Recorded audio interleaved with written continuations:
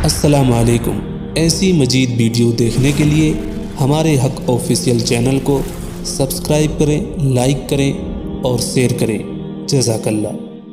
नहीं, मैं यही तो कह रहा हूँ, मेरा चौथा जन्म है, तो आप कैसे कैसे विश्वास करेंगे कि चौथा है, तो पांचवा वो है? आप साबित वो करोगे ना, मैं आप विश्वास कर लूंगा।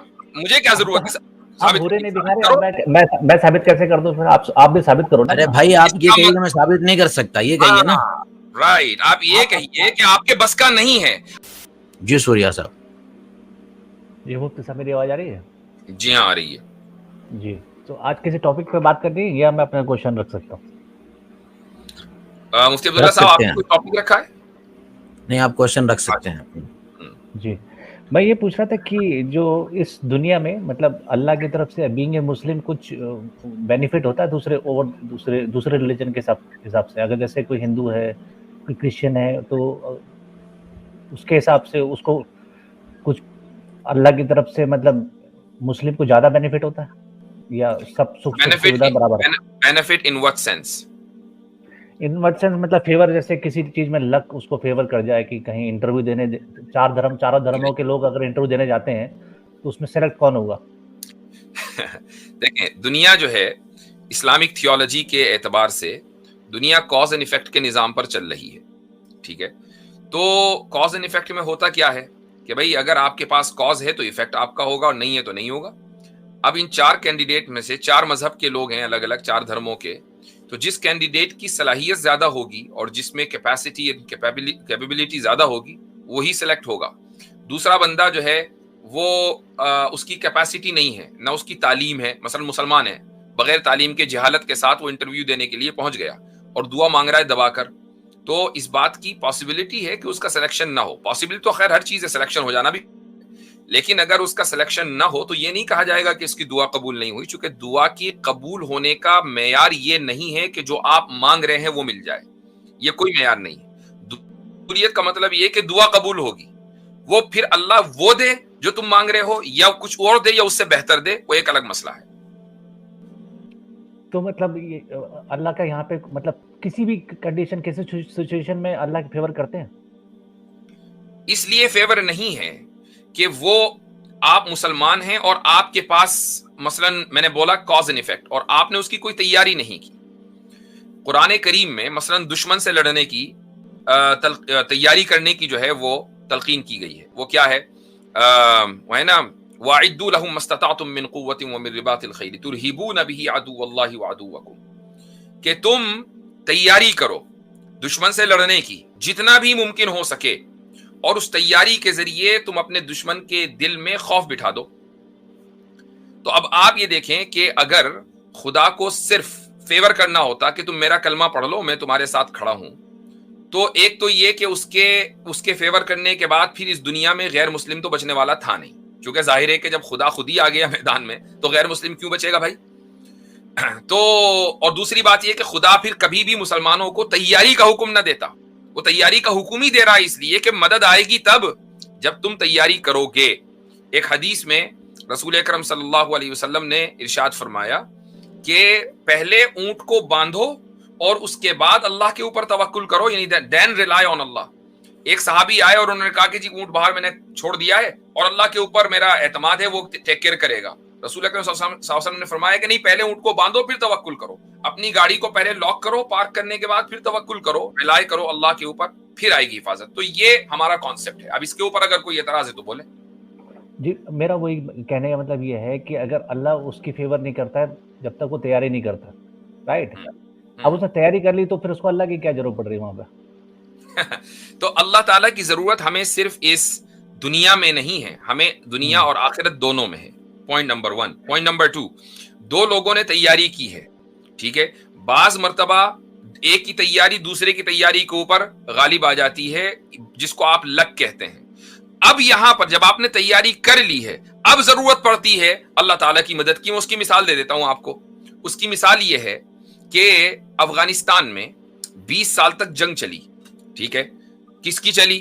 अफगानियों की, जिनके पास ना कोई टेक्नोलॉजी थी ना हथियार, वो खुद बना रहे थे, लेकिन वो जैसी कैसी तैयारी करते रहे, लड़ते रहे, अल्लाह के ऊपर भरोसा करते रहे। तो उन्होंने एक नहीं, दुनिया की 3 सुपर पावर्स को अपनी हिस्ट्री के अंदर शिकस्त दी है। It's the graveyard of the empires. तो ये इसीलिए नहीं बना, वो इसलिए बना कि वो लोग हमेशा से तैयारी करते आए हैं और अल्लाह के ऊपर एतमाद करते आए हैं। ये उसकी मिसाल है।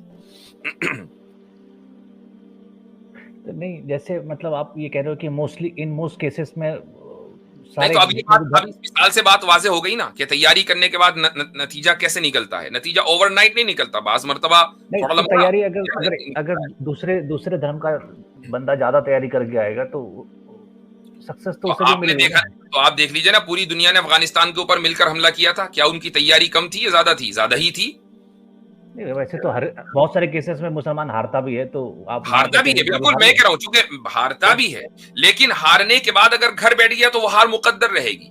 लेकिन अगर हारने के बाद वापस वो मेहनत करता रहे, कोशिश करता रहे, तैयारी करता रहे, तो एक ना एक दिन उसके हाथ फतह लगनी है। ये है वादा अल्लाह ताला का। अल्लाह ने तो मदद नहीं करी ना उसकी। मेरा कहने का मतलब ये है, फिर तो जो नहीं, वो मेहनत ये असल में मदद जाहिर क्यों समझ रहे हैं? मदद का एक ही कंसेप्ट क्यों आपने बना रखा है कि मदद का मतलब ये है कि भाई वो ऊपर होना चाहिए या सामने वाला जो है वो नीचे होना चाहिए? एक बात पूछता हूँ, खुदा को रुक जाइए सूर्या भाई, एक मिनट रुक जाए। हमारे एतबार से, आपके एतबार से नहीं, हमारे एतबार से हम अल्लाह ताला को कादिर मुतलक यानी ऑमनीपोटेंट एंड ऑल पावरफुल समझते हैं कि नहीं समझते? हमारे एतबार से आप लोग तो समझते हैं। ऑल पावरफुल का मतलब क्या है? ऑल पावरफुल का मतलब यह है कि जिसकी कुदरत में और ताकत में हर चीज हो, वो इरादा करे और वो हो जाए। इज़ा अरादा शैअन यक़ूल लहू कुन फयकून, कुरान में है कि जब वो, खुदा की जात ऐसी है कि जब वो किसी चीज का इरादा करता है तो कुन कहते ही वो चीज हो जाती है। तो अब तसव्वुर करें, होल्ड ऑन, मैं मुकम्मल कर लूं अपनी बात। तसव्वुर करें कि अगर अल्लाह ताला को इस तरीके से मुसलमान की मदद करनी हो तो वो तो सिर्फ इरादा करेगा ना दुश्मन के वाइप आउट हो जाने का, और दुश्मन वाइप आउट हो जाएगा, वहीं खड़े खड़े गिरने लगेगा। तो इस तरीके से दुनिया नहीं चलती। फिर इस दुनिया में सिर्फ मुसलमान ही रहते, गैर मुस्लिम ना रहते। लेकिन अल्लाह ताला का एक निजाम है, इस निजाम में अच्छाई भी है और बुराई भी है। कभी बुराई गालिब आ जाती है, कभी अच्छाई गालिब आ जाती है, और उसके अपने अपने रीजंस होते हैं। अल्लाह ताला उस रीजन के अंदर, उस कॉज एंड इफेक्ट के निजाम में डायरेक्टली इंटरफेयर नहीं करता। जब इंटरफेरेंस होता है तो वो उस वक्त होता है जब दुनिया में नबी मौजूद हो। अगर नबी मौजूद नहीं तो इंटरफेरेंस नहीं होता। तो इस दुनिया में मतलब अल्लाह के हिसाब से, अल्लाह मियां के हिसाब से सारे बराबर हैं। इस दुनिया में दुनिया की तरक्की के एतबार से वो आगे जाएगा कि जो दुनिया की तरक्की के लिए मेहनत करेगा। आखिरत की तरक्की के लिए वो आगे जाएगा जो आखिरत की तरक्की के लिए मेहनत करेगा। अब मसलन हम मुसलमान फिलहाल दुनियावी तरक्की में हम पीछे हैं, हमें इस बात का एतराफ है कि वेस्ट जो है हमसे बहुत आगे है और हम दुनियावी तरक्की में पीछे रह गए हैं। लेकिन उखरवी तरक्की में, यानी आखिरत की तरक्की के एतबार से हमें इस बात का यकीन है कि आगे हमें जाना है, चूंकि हमारी जो थियोलॉजी है उसका मुकाबला आप या कोई वेस्ट में बैठकर नहीं कर सकता। नहीं, तो आपके हिसाब से हमारे जैसे क्रिश्चियन में, उनके हिसाब से वो हेवन में जाएंगे, हमारे हिसाब से हम स्वर्ग में जाएंगे, आपके हिसाब से अपने आप जन्नत में जाओगे। तो हर कोई तो अपने हिसाब से बेस्ट जगह जा रहा है। तो वहां भी अल्लाह ने क्या ऐसा बेस्ट दिया? आप तो स्वर्ग नहीं जा रहे ना, आप तो दोबारा दुनिया ही में आ रहे हैं। आप कहाँ जा रहे हैं? स्वर्ग हमारे यहाँ मतलब मोक्ष भी हो गया ना, मोक्ष तो मिल जाता है। तो हम हमारा ठीक है, मतलब दुनिया में 100 मरतबा पैदा होने के बाद मोक्ष मिला, पता नहीं कब, कितनी मरतबा पैदा होने के बाद, कितनी मरतबा पैदा होने के बाद मिलता है मोक्ष। नहीं, तो जन्नत भी आपको मैंने सुना है कि डायरेक्ट नहीं मिलता, वो पहले कब्र में कई 100 साल और वो साल उसमें वहां पड़े रहने। वो आपके हिसाब से नहीं है, जो आपके हिसाब से नहीं है। यानी इस दुनिया के बाद जाहिर है कि कहीं ना कहीं आप जाएंगे, वहां तक पहुंचने के लिए कोई ना कोई रास्ता आपको कवर करना है। लेकिन हमें आपको ये बताइए कि जन्म कितने लेने पड़ते हैं मोक्ष तक पहुंचने के लिए? वो एक जन्म में भी हासिल कर सकते हैं, एक जन्म में भी हासिल कर सकते हैं। तो इसका मतलब ये है कि अगला जन्म कोई जरूरी नहीं है। बिल्कुल जरूरी नहीं है। ये अपनी बात है। अपने घर की बातें करते हैं या आपका ये वो है अकीदा? हमारा जो लास्ट ये जो आपका जन्म चल रहा है, ये पहला है कि दूसरा का तीसरा? इसकी नॉलेज हमें तो ना रहेगी। इसकी नॉलेज आपको नहीं है, क्योंकि आपको अब देख लीजिए कि जो अगले जन्म का या जो मल्टीपल जन्म की जो आपकी जो थियोलॉजी है वो इतनी कमजोर है कि उसको आप कभी साबित नहीं कर सकते हैं। तो आप मुझे बताइए, लॉजिकली साबित नहीं हो सकती है। उसकी वजह यह है कि आपका जो ये जन्म है, आपका जो ये जन्म है वो पिछले जन्म के या तो अच्छे कामों का नतीजा या बुरे कामों का नतीजा है। आपको पिछला जन्म ही याद नहीं, चाहे जाए कि उसमें किए हुए अच्छे या बुरे काम याद हो, तो आप स्वर्ग जाएंगे ये तो आप छोड़ दीजिए। अब आ जाए क्रिश्चियंस के ऊपर कि भाई क्रिश्चियन जो है वो पैराडाइज जाएंगे या नहीं जाएंगे। पैराडाइज और जन्नत, जन्नत को यानी अंग्रेजी में पैराडाइज बोलते हैं, पैराडाइज को अरबी में जन्नत बोलते हैं। ये दोनों जगह एक ही है। जाना किसने है? जाना उसने है जो अल्लाह की और अल्लाह के रसूलों की बात माने। अगर ईसाई हजरत ईसा अलैहिस्सलाम की तालीमात पर अमल करें तो आज भी जन्नत में जाएंगे। लेकिन मसला ये कि उन्होंने हजरत ईसा अलैहिस्सलाम की तालीमात पर अमल न करके उनको खुदा का दर्जा दे दिया। अगर हम मुसलमान रहकर रसूल अकरम सल्लल्लाहु अलैहि वसल्लम को खुदा का दर्जा दे दें तो हम भी जन्नत में नहीं जाएंगे, हमारा मुकद्दर भी जहन्नम होगा। हमारे लिए भी जरूरी है कि हम रसूल को वही पोजीशन दे जो रसूल की है, उस पोजीशन से न बढ़ाएं। नहीं मुफ्ती साहब, आप मेरे से पूछ रहे हैं कि अब मैं पिछले जन्म में क्या था, तो मैं आपसे पूछता मुझे एक हूर दिखा दें तो फिर मैं भी इस्लाम धारण करूं आज। सूर्या साहब नहीं, ये देखें, एक मिनट रुक जाइए, ये फालतू का सवाल है। क्योंकि हमने अगर ये दावा किया होता कि हमें इस दुनिया में हूर मिलेगी तो हम इस दुनिया में दिखा देते, ठीक है? तो हमारे रुक जाइए, लेकिन हम उस हूर को अकली बुनियादों पर, रैशनल बुनियादों पर साबित कर सकते हैं। आप मुझे रैशनल बुनियादों पर अगला जन्म साबित कर दीजिए, चूंकि आपका अगला और पिछला जन्म इसी दुनिया में होना है। तो इस दुनिया की जो चीज है उसको रैशनल और इंपेरिकल डेटा की बुनियाद पर साबित करें। हूर को हम इस दुनिया में मानते ही नहीं। हम इस दुनिया की बात ही नहीं कर रहे ना, हम तो अगले ऊपर की दुनिया की भाई आप अगला जन्म आपका कहाँ होगा? अगला जन्म आपका मार्स में तो नहीं होगा आपका। अगर ये आपका अगला जन्म अगर होगा तो इसी दुनिया में होगा, और अगर ये वाला जन्म आपका दूसरा या तीसरा है तो इसी दुनिया में पिछले जन्म भी हुए थे। तो जब जो चीज इसी दुनिया में हुई है उसका एम्पेरिकल डेटा या कम से कम उसका कोई रैशनल जो आर्ग्यूमेंट है वो आप दीजिए। जो चीज इस दुनिया में हुई है उसी का दे दीजिए ना, अगली दुनिया का क्या पूछना। मैं तो इस दुनिया की बात कर रहा हूँ। नहीं, मैं यही तो कह रहा हूँ, मेरा चौथा जन्म है, तो आप कैसे विश्वास करेंगे कि चौथा है? तो वो आप साबित करोगे ना, मैं विश्वास कर लूंगा, मुझे क्या जरूरत है? आप बुरे नहीं दिखा रहे, मैं साबित कैसे कर दूं? फिर आप भी साबित करो। अरे भाई आप ये कहिए मैं साबित नहीं कर सकता, ये कहिए ना। राइट, आप ये कहिए कि आपके बस का नहीं है, आप सिर्फ विश्वास करते हैं चूंकि आपके पंडितों ने आपको बता दिया, वरना आपके बस का नहीं है कुछ भी साबित करना। यही आपकी थियोलॉजिकल बैंकरप्सी है। इसी को मैं कह रहा हूं कि हमारी थियोलॉजी के सामने आप तो कहीं टिकते ही नहीं है। हाँ, यहूदी ईसाइयों से डिबेट कर ले तो बात समझ में आती है। आप भैया एक बात सुने, अभी चंद सालों पहले तक सनातन धर्म की थियोलॉजी को तो कोई पूछता भी नहीं था। आप लोग इर्रेलेवेंट थे और आज भी इर्रेलेवेंट है, जो कि आपकी थियोलॉजी के अंदर इतने होल्स हैं। पॉइंट ये है कि आप अपनी बुनियादी कॉन्सेप्ट को अकली बुनियादों पर साबित नहीं कर सकते। That is the problem. और जितनी भी एक मिनट और जितनी भी चीज आपने कही है हम क्यों प्रूफ करेंगे भाई? दावा आपका है तो दलील आपको ही देनी पड़ेगी। दूसरी बात ये है कि आपने जो अपने मुंह से जितनी बातें कह दी उस पर भी आप जो है वो रेफरेंस और जो एविडेंस नहीं ला सकते कि भाई एक जन्म के बाद भी वो स्वर्ग में जा सकता है। ये मुसीबत आपने खुद ही अपने पैर पर ले ली है। क्या आप साबित कर सकते हैं इसको? पहली बात ये कि आप जन्म ही नहीं साबित कर सकते। अपना कुछ साबित नहीं कर रहे, आप मेरे को कह रहे मैं साबित करूं। आप भैया अगले जन्म का दावा आपका है, ठीक है? अगले जन्म का दावा आपका है, हमारा नहीं है। तो हमें साबित करना नहीं करना है। और रही बात हूरों की, तो हूर का हमारा दावा ये नहीं कि इस दुनिया में मिलेगी, अगली दुनिया में मिलेगी। तो अब आपने जो इस दुनिया का दावा किया है उस दुनिया के बारे में बात करें ना, चूंकि रहना तो अभी आपको और हमें यहीं पर है। अगला जन्म आपका यहीं होगा, कोई मार्स और चांद पे तो होने का नहीं, या चंद्रयान 3 के साथ जो है अगला जन्म भी चंद्रयान पे होगा।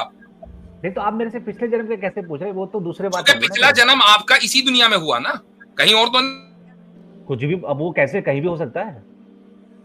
आप ये कह रहे हो इस दुनिया की जो चीज है उसको रैशनल बुनियादों के ऊपर साबित करें, सिंपल सी। और अगर नहीं कर सकते तो प्लीज गो अहेड, फिर किसी और वक्त बात करेंगे। आपसे हो गई बात, ठीक है सूर्या साहब। देखिए ये सूर्या असल में गुरु हो जाता है हमेशा, हर वक्त। आज भी ऐसे ही मामला हुआ। शुरुआत सिंपल सी बात ये है, मैं तो अलल ऐलान डंके की चोट पर सूर्या जी ये कहता हूं, आपके बस का आपके रिलीजन को साबित करना है नहीं, ठीक है? तो अब क्यों आप खामखा में टाइम वेस्ट करते हैं? आपके बस का नहीं है। हम लोग बात करते हैं इंटरनेशनल लेवल की। आप रहते हैं बनारस में, हरिद्वार में, उससे बाहर नहीं निकल पाते। चलें, शुक्रिया बहुत बहुत। शुक्रिया बहुत बहुत। आपका सूरज बहुत जल्दी तुलू होता है, बहुत जल्दी ग्रुप हो जाता है। ठीक है सूर्या साहब, आपसे इजाजत लेते हैं, नेक्स्ट टाइम बात करेंगे आपसे। बहुत सारी चीज आपको साबित करनी है। आप हजरत यहाँ पे जी, यहाँ पे ये अगर अपना पूर्व जन्म देखना चाहते हैं कि हम क्या हैं, तो अपनी पहले किस वर्ण में पैदा हुए हैं ये देख लें, और उसके बाद महाभारत का जो है वो अनुशासन पर्व पढ़ लें कि आप पिछले जन्म में क्या थे। तो वहाँ पता चल जाएगा कि आप 1000 वर्षों से किस योनि में ही घूम रहे हैं। तो वहां से आपको पता चल जाएगा। और अगर और ज्यादा देखना है तो फिर विशुद्ध मनुस्मृति देख लीजिए, उसमें लिखा है कि कौन क्या बनता है। मैं बताऊंगा नहीं यहाँ पे, काफी लंबी चौड़ी है वो, तो आप वहां जाके देखिए, फिर देखिए कि यहाँ आप किस जन्म में और किस वर्ण में पैदा हुए हैं। अगर शूद्र में हुए हैं तो फिर तो आपका भगवान ही भला करे। सही। यानी हजरत ये नई मुसीबत है कि दावा भी सामने खुद करेंगे और हमसे ही दलील मांग रहे हैं। भाई कम से कम कुछ तो अपना लेवल हाई कर लें। यानी आप इस बात को तस्लीम कर चुके होते हैं कि भाई आप सही और हम गलत हैं, तभी आप ये कह रहे होते हैं कि आप दलील दें, जब आप इस एविडेंस पर आ रहे हो। सभी बहन और भाइयों से गुजारिश है कि वीडियो को पूरा देखें ताकि पूरी बात समझ आए। इंशाअल्लाह हम इस्लाम के दुश्मनों को ऐसे ही मुंह तोड़ जवाब देते रहेंगे और वो दिन दूर नहीं जब पूरी दुनिया में इस्लाम कायम होगा।